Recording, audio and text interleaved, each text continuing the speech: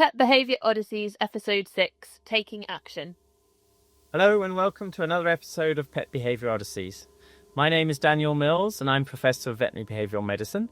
And I'm Millie Jones, a certificated clinical animal behaviourist. We both work at Lincoln Animal Behaviour Clinic within the University of Lincoln, where together with a great team of colleagues we run a veterinary behavioural referral service for people with pets with problem behaviour. And thank you for tuning in and listening to what we think is a unique podcast series. If you haven't listened to the earlier episodes, why not? But we'd encourage you to do so. This is part 6 of the episodes. So here we're going to talk much more about what we did with the little dog Drax. And as I said, if you heard the earlier episodes, you'll know all about him so far. Yes, so on that note, we'll just introduce Becky and Craig back into the room. Hi, guys. Hello. Hello. Good to have you back again. So we hope the series will give people a deeper insight into the process involved in assessing and managing problem behaviour, or at least the way we do things at Lincoln. Drax came to us with a combination of both separation-related problems and reactivity to dogs and some people, and each week we examine a different part of his journey. So managing behaviour problems involves not just telling clients what is wrong and what they need to do, but ensuring they have the skills, motivation and opportunities to implement an effective program. And we've mentioned that in previous episode. This is why every case requires different management methods. We explored the human dimension in the last episode, and this episode we're going to focus on, as I said, the dog side of things and interventions we recommended for Drax. I should point out what we're going to discuss with Drax applies to Drax, and I think that's an important thing. I've already mentioned about, the importance of individualization. So please, if you have a dog with separation-related problems, don't think that, that's what I necessarily have to do. And as we bring in Rebecca and Craig for comments, they'll provide some context to why we recommended what we did. So without further ado, let's get started with episode 6. Yes, so as Daniel's just mentioned there's many interventions that can be used in the management of separation-related problems. And you could recommend all of them in every case. As we've indicated in previous episodes, that might not be the most efficient way of doing things and is not really particularly sensitive to the client's needs either. Another important factor is how those recommendations are actually implemented. So superficially, the plans may seem relatively straightforward, but in our experience, and perhaps because a lot of the cases that we see at Lincoln have been to one or potentially more behaviourists beforehand, they can be tricky to implement reliably if you don't fully appreciate the myriad of the individual. So as Daniel's just mentioned there, this is a plan that was devised for Drax as an individual. And there are differences affecting every client, which we have to adapt to accordingly. This is often where the issues can start to arise. So let's start by looking at our initial recommendations for Drax. And I'll just give a quick overview first before we have a bit more of a chat about those. So they consisted of diary keeping, which was monitoring baseline for possible discomfort alongside other things, developing a safe haven, techniques to communicate to Drax Becky and Craig's role as a sensitive carer, avoiding triggers, and that can be in relation to the separation, the people and the dogs, providing discriminative signals of safety and non-safety in relation to separation training, and then structured departures. But before we go into those with Becky and Craig, I'll just hand back over to Daniel, who'll say a bit more about the additional process that we go through when we think about the possible ways we could help a client and their pet. Yeah, so there's a few things that we think about when we're managing any case. And the first line that we do, that we go through when we're starting to think about recommendations is, first of all, we've got to think about risks and make sure that everybody is safe. And that actually has to be our first priority.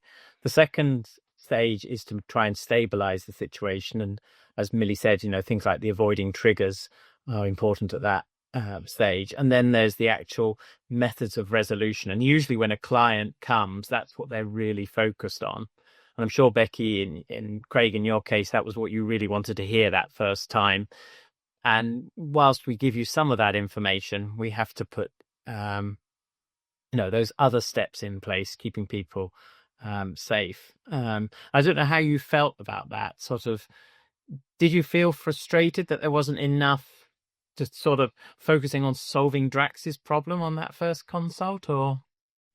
No, not at all, because I wasn't under the illusion that it was going to be something that was going to happen overnight. I knew it would take work, and it was quite refreshing to actually not focus on the separation as a start. It was more the small achievable goals and new skills that we learned, and actually the separation, the staged approach, the diaries that Millie mentioned, and that started that came after that. So it wasn't frustrating. It was actually probably quite the opposite. Yeah.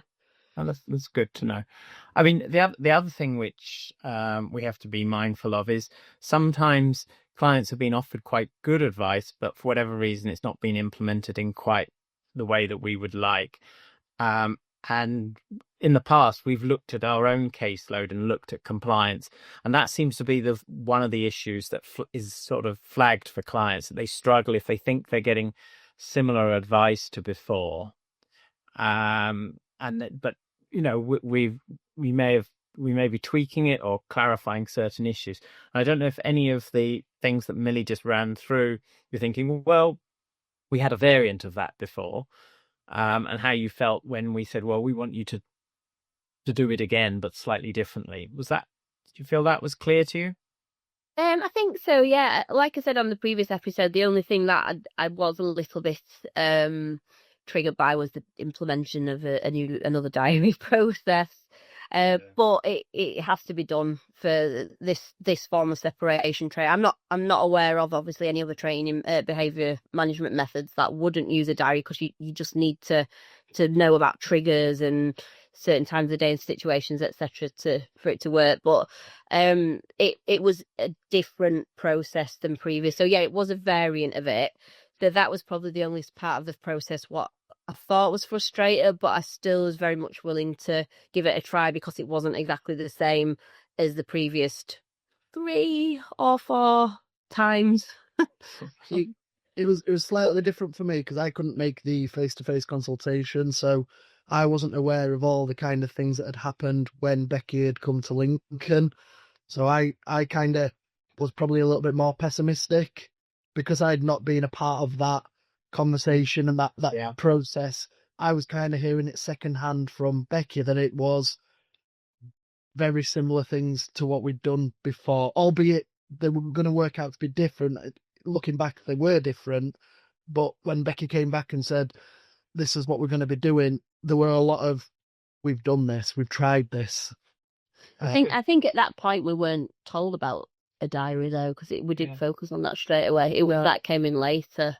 So, but I think that's a very good point from Craig, though, because as he was getting it secondhand, so to speak, as you said, without the full context, and so things could sound superficially quite similar. And I think it emphasizes the importance of that face-to-face contact in doing this. But and as we've said many times in this series, understanding clients you're working with is key.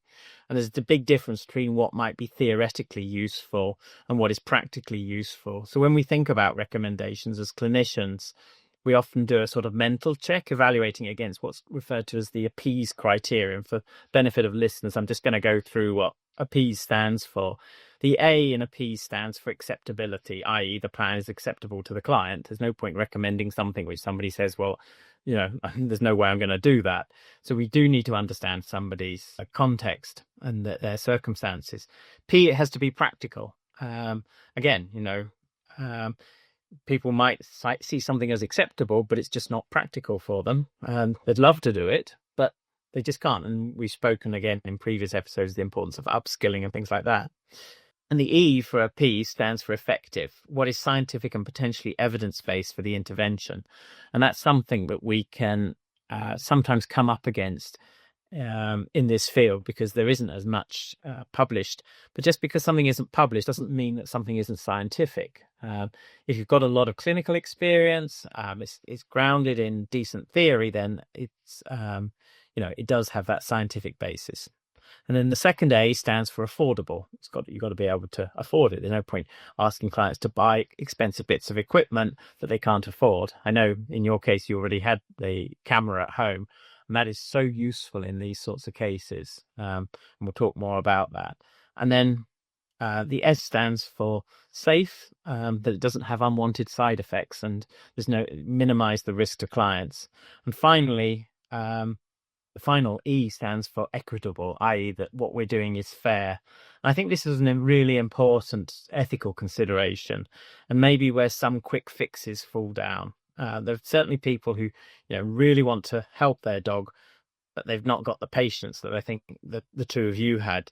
So I'd say if you're a client with a pet seeking help with problem behavior, you really need to ask yourself if the recommendations you receive meet these criteria. I.e., is it fair for the animal as well as for you, and not just focus on your own needs? I know, as I said, that's not an issue for the two of you, but if you feel that it's not, then I'd encourage clients and owners to speak up, because if they feel that they're being recommended to do something which they're uncomfortable with, because perhaps it involves physical punishment or something like that, then they really shouldn't do it, because there are alternatives. There always are, in my experience.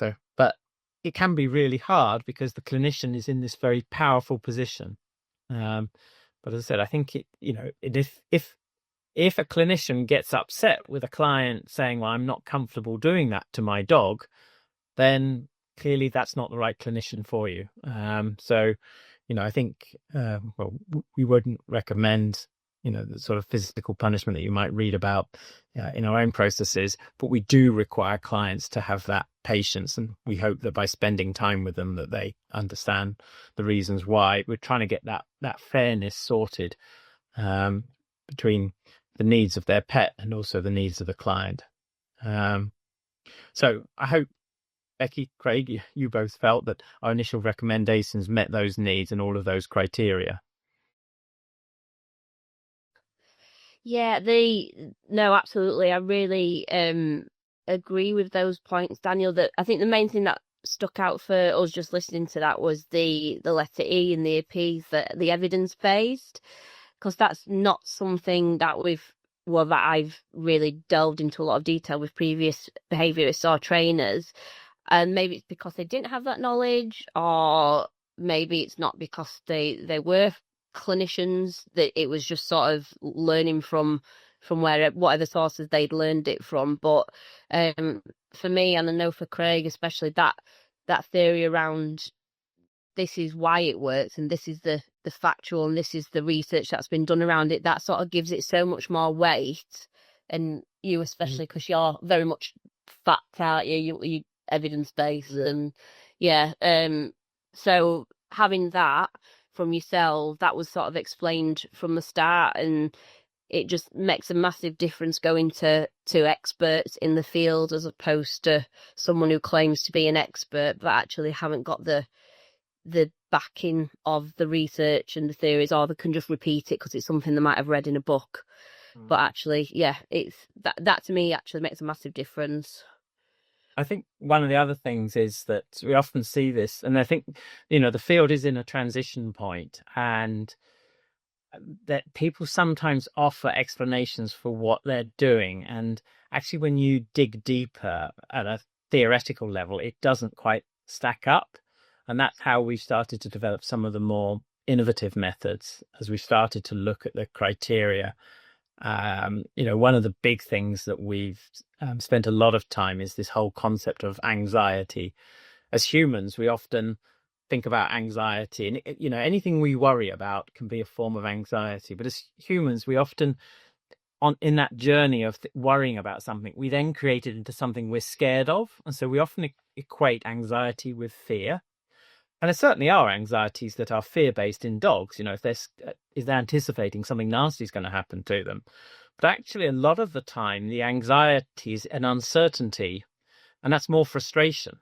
And especially in a case like little Drax, that he's not sure what's happening. And this is really important when it comes to talking about his treatments. And that's, as I said, frustration. And frustration needs a different treatment to fear. And we might refer to them both as forms of anxiety. That's probably a good lead-in, actually. And not that we'd actually planned it at this point, to talk about one of the particular exercises which we think is really, really powerful, which is communicating with Drax and making sure that he had a good understanding of the situation. So I'm going to hand back to Millie at this point. Yeah, so we can look at those recommendations we mentioned in a bit more detail now and think about how it fits in sort of with Drax and our assessment of the situation. So as we sort of discussed in previous episodes, separation related problems are often related to, as Daniel's just sort of explained, the frustration that can be associated with being left alone. And this can reflect various forms of potentially insecure attachment or unintended inconsistencies in our behaviour. But again, in Drax's case, there was clearly a wider issue with frustration, as we saw sort of in his behaviour around dogs and people in certain situations. And if we consider his wider personality, as we've said before, we established that the form of separation-related problem that he struggled with is what we refer to as reactive inhibited separation-related problem. And this is where we have a situation where Drax is a bit nervous and wary of certain things, which he could react to. But our assessment of his frustration revealed that he actually seemed to cope quite well with certain aspects of frustration. So things like spatial boundaries, but it was particularly time delays that he struggled with, which fits in with our when he doesn't know what to expect or he isn't sure about the situation or how long it's going to take to get the expected outcome. And so our treatment plan really focused on addressing these issues more broadly for Drax. So increasing predictability, increasing consistency, making things, giving him more information, essentially, so that he could figure out the situation for himself and therefore cope better with it. So going through some of those recommendations, I'm not going to bang on about diaries again because we've talked about that before.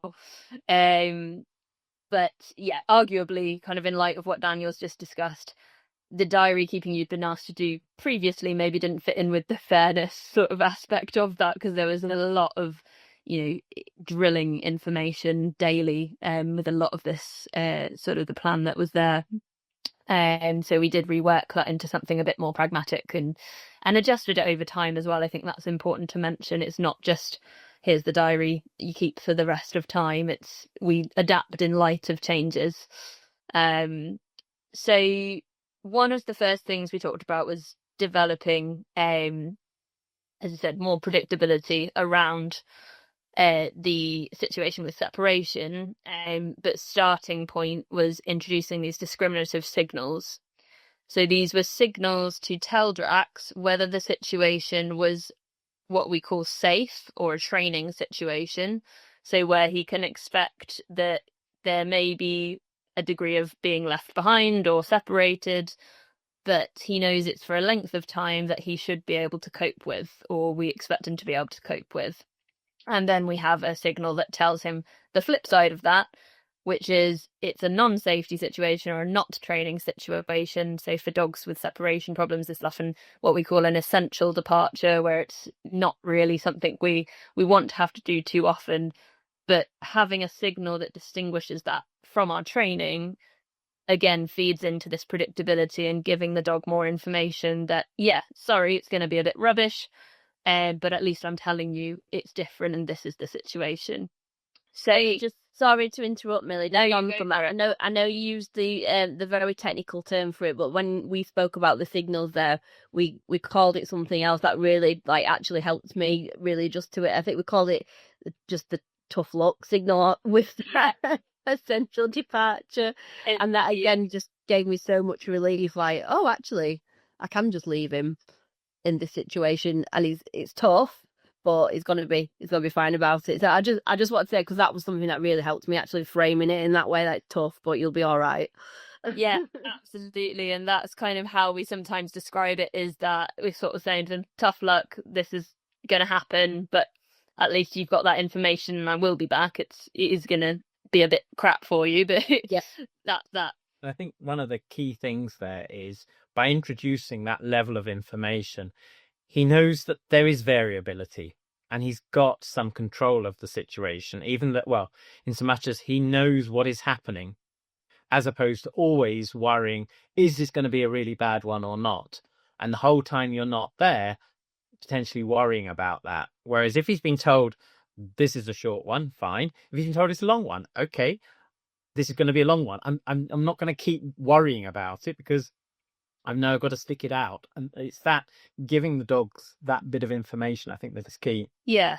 And you might remember as well, Becky, with the training signal or the safety signal, we actually had two components for Drax. So being able to give him even more information than just this is a training situation or an essential tough luck situation.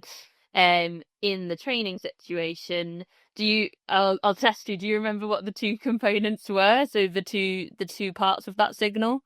Yeah, so I can't remember the exact colours we used because I've changed them now, but there was one where it was going to be I was going out, but Craig was in the house. So, and then one where he was going to be completely alone, there was no one in the house. So, and yeah, so I think there was two it is quite confusing now. It wasn't at the time, it was very straightforward, I just can't remember. Yeah, and it's not something we would necessarily do for every case. As we said earlier, this is specific to Drax. And what we did know about Drax is that if Craig was at home, he could cope slightly better with when you were going out. Flip side, if you were at home, you didn't really worry too much about where Craig was. But to use that to our advantage, we could use those two components to that training situation. So one that told Drax he did have Craig available at those times if he so needed his support, and one that said there's nobody available, but it is still a training situation of a predictable length. So yeah, how we use those signals obviously changes over time and the sort of situations we introduced them into. But the other part, which you may remember we did very early on, was ask you for a list of situations in which you felt Drax could or couldn't cope with a degree of separation, and rating those sort of 1 to 10, with sort of situations you could already potentially leave him downstairs with a gate in between you, and situations where he absolutely wouldn't cope with being left. And that also guided some of the plan after that point. Do you remember making that list and sort of where you ranked things? I thought it's all coming back to me now. I forgot they did so much. But yeah, I know that us going upstairs with Maeve, or me putting Maeve to bed when Craig wasn't here, when Craig was working, that was a massive, he couldn't cope because it was very stressful and he would just cry and whine and bark the whole time. And I think, what was the other one that I couldn't cope with very well? Oh, I can't remember now. Because you can cope with so much now. It's so... Well, that's where we want to be. We won't blame you, Mappy. I'm reliving trauma here with you. I'm gonna need therapy after these sessions because it's all coming back. But yeah, there was a lot more sessions. It was mainly when I was on my own, I think, with Maeve, and it was just that FOMO, that fear of missing out with Drax, where it would intensify that behaviour. Yeah, I'm sure you've got the list. I can remember we had sort of situations around the car, and obviously you were taking him a lot of places with you in the car because he couldn't be left at home, but there was still an issue with him being left in the car, so if you had to pop into the shop, so we had a use of signal there as well. Yeah. And what we look to do with the sort of early implementation of the training signal is choose situations in which Drax could already cope with a degree of separation. So we're trying to label kind of those situations using these signals to say, yes, this is where this association comes in. And again, this is just all building this predictability for Drax of what kind of situation he's going to be in. So coming back to some of the other sort of recommendations, and Daniel may want to say a little bit about this sort of before we ask you how you went into using it, is we have mentioned it before, the sensitive carer sort of exercise and being a sensitive carer to Drax. And maybe Daniel want to say sort of where that's important, particularly in relation to Drax. Yeah, so the sensitive carer routine is one that we developed. And again, it's borrowed from the human field. And I usually tell the people the story of my childhood being the youngest of 5 and my mum having each one of us 1 year after the other with a slight gap between me and my sister, and I'm the youngest one. So at one point she had 5 kids under the age of 5. You think you've got difficulties with one at the moment, but anyway, that was my mum. But needless to say, we'd get up to all sorts of mischief and go and cry to our mother, and she would just kiss it better and then tell us to go out and play again. And that the key thing there is that there's two elements to that. One is the acknowledgement of the suffering, the one you're caring for, and the second is to demonstrate that everything is okay. And that's what we use as the basis for the sensitive care. And this is what can easily be misunderstood, because when people see that their dog is distressed, they often want to console it, and they do it in a very human way. So they crouch down and they speak in those soft tones. Oh, everything's all right. And everything about that says to the dog, oh, my person is scared. And so it actually doesn't give them the confidence. We think we're consoling them, we're actually making it worse. Whereas with the sensitive carer, when we see the dog is distressed, we stop what we're doing and we look at them, we engage with them. So we're acknowledging, I appreciate you didn't like that. And then we engage in one of whatever works as far as the client is concerned, an activity that signals to the dog, but everything is okay. Look, see what I'm doing now. So that could be, you could play a game, you could sort of practice juggling, you could go skipping along, because again, that's a bouncy gait, which is a very happy thing to do if you're out with the dog. So that's how you communicate to the dog that everything is okay, and not depending so much on language, because dogs don't understand the words to any great degree, and the content. And as I said, when we look to console, then actually we can actually undermine the dog's confidence. Likewise, if we tell the dogs not to be stupid and whatever, to try and toughen them up, actually the dog learns, well, there is a reason to be scared. Whenever that happens, mum or dad gets in a bad mood and it's scary.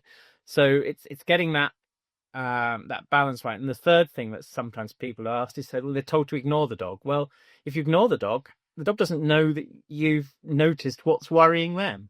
So it's a really important part of that sensitive carer is, I say, people learning how to acknowledge without making matters worse, and then demonstrating in whatever way works for their pet that everything is okay. Yeah, and I think that was something that you really connected with quite early on, wasn't it, Becky? You're sort of using that in a variety of situations. Yeah, and again, it just completely changes your mindset, because obviously 3-4 years of having to sort of be in the situation that we're in, it does create frustration and resentment towards your pet. So it's hard to be sensitive and empathetic when it's essentially consuming your life. So there were times when I lost my patience at Drax and shouted and got frustrated at him. But now, obviously, having that information and being explained to me the reasons why it's effective and why it works, then it was just a completely different way of looking at things, and it made me feel, obviously, you don't feel great about yourself knowing that you're not given that care in that moment and they are struggling. But if anything, it just makes you really want to sort of change. And as soon as I did change my outlook to it, his behaviour didn't obviously miraculously change overnight, but it just got less stressful for everyone and more manageable. So it eventually reduced. It's not gone completely, but it helped significantly. So it was more about me changing my behaviour and response as opposed to getting Drax to change his, essentially. I just want to come in at this point because I think it's also really important for listeners who might be in a similar situation. A couple of really important things is, first of all, dogs are incredibly forgiving. So, we do lose it occasionally, but dogs will forgive you for it. But as you said, the thing is, if if you understand more the context, then actually you're not living with that uncertainty the whole time and that stress the whole time. And so the dog gets the chance. Whereas if you don't understand and you're just frustrated with the dog's behavior and is this going to happen, then you're living with that the whole time. And so both of you are living, or stepping on eggshells, if you like. And I think, so having that information helps both of you relax. And I would say to anyone, our dogs can do things that really annoy us. The best thing to do is just walk out at that point. Even if you've got a dog with separation-related problems, just walk out and then go and calm down. But at the same time, as I said, if you do lose it, we're human. It's not the end of the world. Stop, reflect, and move on, and don't feel too guilty about it. Because again, if you feel guilty about it and you try to reconcile with the dog, your body language can actually again send the wrong message. You end up sending that sort of fearfulness when you're trying to say, "Oh, I'm so sorry," but your body, you're hunched up. Even as I say this, I find myself hunching up. People can't see that. And your whole tone of voice is actually, it's not that it's not scary to the dog, but it signals that you're scared, which suddenly means your dog's got to be your carer in order to work this out. And that puts even more pressure on the dog. So, with the best intention, we can easily be misunderstood by our dogs. Absolutely. And as soon as I started to relax and calm down, the walks got so much less stressful, because as soon as I stepped foot out of that door, my back was up, so that made Drax's back up, because like you said, they're so in tune with your body language, so that it'd just be reactive from start to finish, and it just wasn't great for all. But now it's improved 100%. And I think it was yourself, Daniel said that I was really worried about, what if I walk by this dog and he barks, and you just went, so what if he barks? It don't matter, it's a dog. Just keep walking and just acknowledge it, but just keep walking. They're like, oh, yeah, so what if he does bark at them? It don't matter. Because I was just so embarrassed and just so apologetic to every single person we walked by. And before we even got to them, I was just trying to hide behind cars and panicking. And obviously that just fuels the fire. So, yeah, it is very much about you changing your outlook and behaviour, and that has a massive impact on the dog as well. Yeah, really well said. And I know, again, for anyone who has listened to earlier episodes, Craig, you mentioned also sort of still using this sort of approach, and recently having had a guy come to the house and being really surprised that, this sort of really does work. Yeah, I still can't get over how you can get an Amazon delivery driver not even ring doorbell and leave a parcel on the doorstep, and he goes absolutely berserk.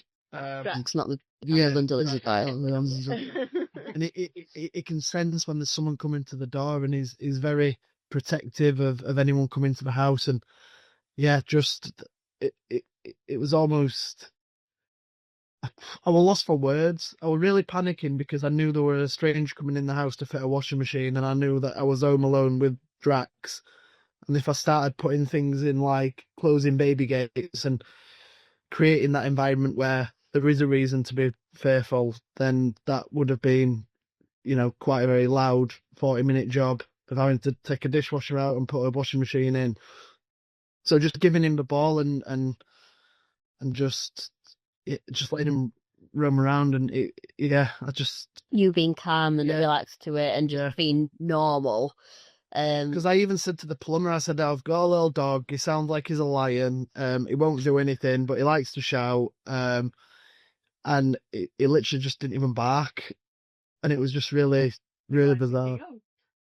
Yeah, this is a crazy person who's like big enough his dog. Yeah. Drax's ball is his sort of is it his Achilles heel? Is that a good thing? Or no, that's beyond of it, isn't it? What is it? That's the magic toy that he will respond to anything. It only comes out in circumstances such as people coming round or on busy walks, because that is what we incorporate it into the sensitive carer, essentially, just making that exciting and making it really high value for him. So whenever we're going to be in quite a high stressful situation, then that comes out, and it's worked pretty much every time, hasn't it? Say he'll have it. He's obsessed with it. He'll have it quite a lot on Christmas Day morning with the number of a lot of people coming around. Yeah, but yeah, so that's just amazing. Fantastic. Yeah, I think it's just, again, thinking of how this broadly applies to Drax and his personality, and what, as you said at the beginning of this, there may be differences in recommendations for different situations, different dogs, but tapping into what really works for him to to just help him feel more comfortable in those situations and feel more optimistic. And on the topic of optimism, again, I'll hand over to Daniel just to mention sort of the use of behavioural medication with Drax to support the behaviour modification plan, the training, which was something you had visited in the past, but sort of when you first came to see us at the time, Drax wasn't on medication, if I remember correctly. Yeah, I think he came off shortly before. And, medication, I don't see medication as the cure. And this is one of the things about the approach that we take, that whilst, and I don't want to belittle, the emotional problems that people have, but we see rather than label them as disorders, as if there's something, fundamentally wrong with the animal's brain. The way we look at it is this animal is trying to cope with the situation and doing the best they can within the constraints. And those constraints include sort of their lived experience in particular. So we don't think of, using drugs to address a chemical deficit, even if animals, when there's sometimes a lot of rubbish, I think, spoken about neurobiology. When people have looked in more detail, the changes in the neurotransmitters seem to happen after the changes in behavior. So the medication that we tend to use tend to belong to the group that include Prozac in a lot of these cases. But in his case, because he had, we know, this sensitive tummy, we actually went with a different drug from the same group that's meant to be easier, a drug called sertraline. And, this always has to be done under veterinary guidance, because if your dog's got other medical conditions which the client may not even know about, then these medications can be contraindicated. And if they've just come off certain other medications, you can't immediately start these drugs. So what we see these drugs as doing is that this whole group that work on serotonin, they're known as SSRIs, or specific serotonin reuptake inhibitors. We think what they primarily do is they improve inhibitory control. What that means is it means the ability for the animal to apply inhibition rather than just act immediately. That impulsivity goes down. And we developed a questionnaire and a whole series of treatments built around that to teach animals not to just, fly off the handle at the slightest cue. And what we find is that if you reduce that impulsiveness and the animal spends a little bit of time just evaluating the situation, often they will make good decisions. And once they're making good decisions, we've got something we can reward. And that's the key. And we're often when we're treating cases, we're looking for those treatment windows. When is the animal going to pause and either ask us for guidance? And that's the key time as an owner, when you do the right thing. Or can we, in this particular case, use medication to just stop, in Drax's case, just flying off at the slightest handle. And that's, as I said, that's how we use the medication to help in that way. But as I said, if anybody's listening to this, please don't say, well, clearly my dog needs this drug. Leave that to the vets to evaluate after they've made a proper evaluation of the case. Yes, absolutely. And it kind of along those lines of increasing inhibitory control and thinking about how that would help with Drax's plan in terms of the training that you were doing. I think something I just want to bring up here, but we will talk about further in the next episode, is what we spoke about a lot in working through an acceptable level of Drax experiencing frustration. So we do not expect an animal to be able to, or a human to be able to overcome or learn to cope with an emotion that they never experienced, because they're never going to learn to cope with it if that's happening. So this was something I think we talked about a lot, Becky, when we were doing sessions together, and throughout the follow-up is where we put that line of what is acceptable, what behaviours are we seeing. We are not looking for the animal to become truly distressed at any point. That would give cause for concern. But we do expect that there's going to be a degree of discomfort when learning to deal with some of these emotions. and that's not something we can avoid at all times. So I just wanted to mention that now. But the important thing there is, even though, you know, the pet's going to be challenged, one of the things that these exercises also focus on is building that secure attachment, that secure relationship with you. So they know that it's tough, but they know that you're there. Yeah. Even if you're in the background. But often when, you know, the case comes to us initially, they don't have that security because there's all this unpredictability. So, you know, a lot of the things you mentioned, Becky, that you did, you know, they make you more predictable without becoming monotonous, and gives Drax that information to say, okay, you know, I can depend on my humans in this way. Then they're in a much better state to cope with those challenges. So it's really important that you have that, you build that secure relationship first. But yeah, you know, actually it's good to be challenged. And especially if you know that you've got, you know, somebody's got your back, then it's okay. Yeah, definitely.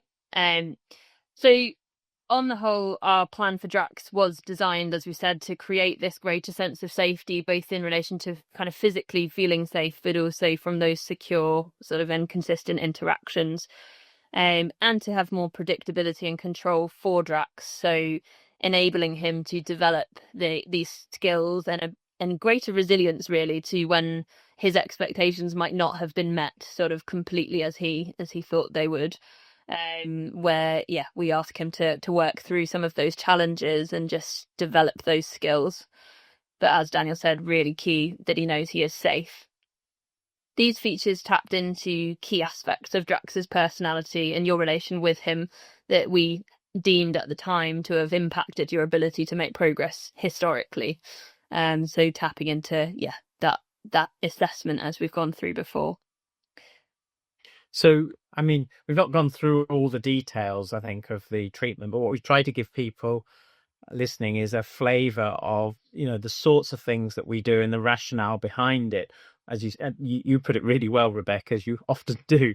You know, you sort of sometimes people are just following recipe cards, the people who are giving you advice, and that's not, I think, terribly helpful for clients. It will help some individuals, and maybe because of the nature of the clinic we've got, we're dealing with the tougher ones. But I do think it's really important to have that personal connection, understanding your clients. When we think about the treatment, we structure it within that context of, first of all, managing risks. And that in the case of like Drax, you know, that there was a risk that he could harm himself. We knew that, and we had to make sure that we put those measures in place.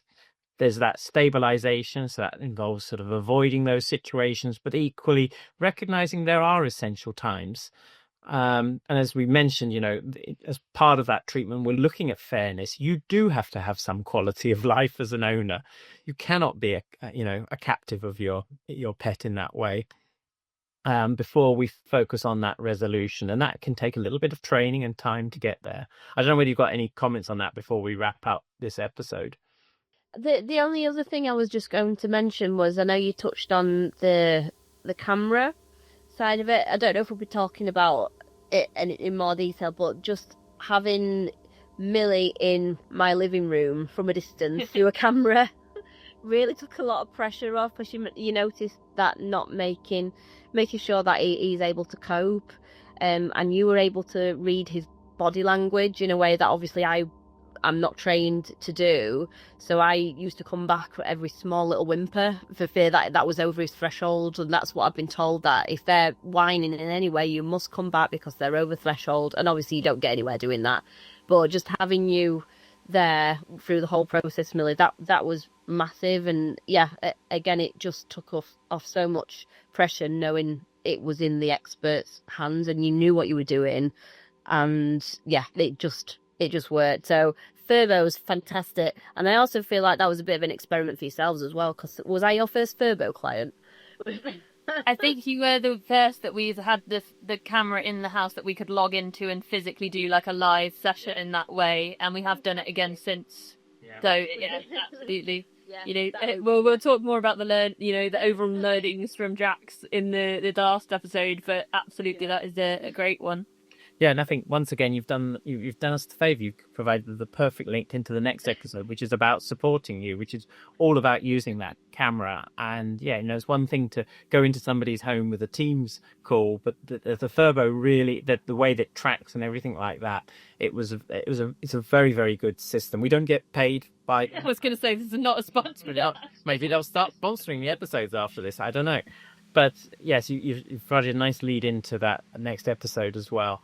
So that's about all we've got time for today. It just remains for me to say a big thank you once again to Becky and Craig for joining us and making this series possible. And also thank you to my co-host, Millie, once again. Thank you. And we hope you've enjoyed this. And if you think it might be useful for others, please remember to give us a thumbs up, as that is how these algorithms work nowadays, I'm told. And people can find us more easily as a result. So thank you for listening, and please join us again for the next episode when we'll be discussing the process of supporting clients through the process of change. So thanks once again, and bye for now. Bye. Bye. Bye. We hope you've enjoyed listening, and if you want to make sure you don't miss out on the next episode, don't forget to follow us on whatever platform you use for your podcasts. We'd also really appreciate you giving us a thumbs up rating and sharing details with others who you think might be interested. If you are listening on YouTube, you can also leave comments, and we'd love to see your thoughts and suggestions on the episode. You can even go over to YouTube at www.youtube.com/@whatmakesyouklick2323/podcasts and leave a comment on the show, even if you have listened using a different platform. Alternatively, you can leave a message for us on Facebook at www.facebook.com/DSMpod. And if you think it might be useful to others, don't forget to share the details with them. Finally, if you have been affected by any of the issues raised in this episode, please remember you're not alone and professional help is available. In the UK, we recommend you consult with a certificated clinical animal behaviourist, and you can find a list of these at www.ccab.uk. You can also find further details of the Lincoln Animal Behaviour Clinic at www.animalbehaviourclinic.lincoln.ac.uk. That's Animal Behaviour Clinic, all one word, .lincoln.ac.uk. In the notes linked to the show, we provide further contact details, including to international groups. This has been an independent Millie and Mills production, and so the views expressed by us are our own and not those of the University of Lincoln. Editing was done by Thomas Mills and original music provided by Henry Eady. Thank you for listening, and all the best till next time.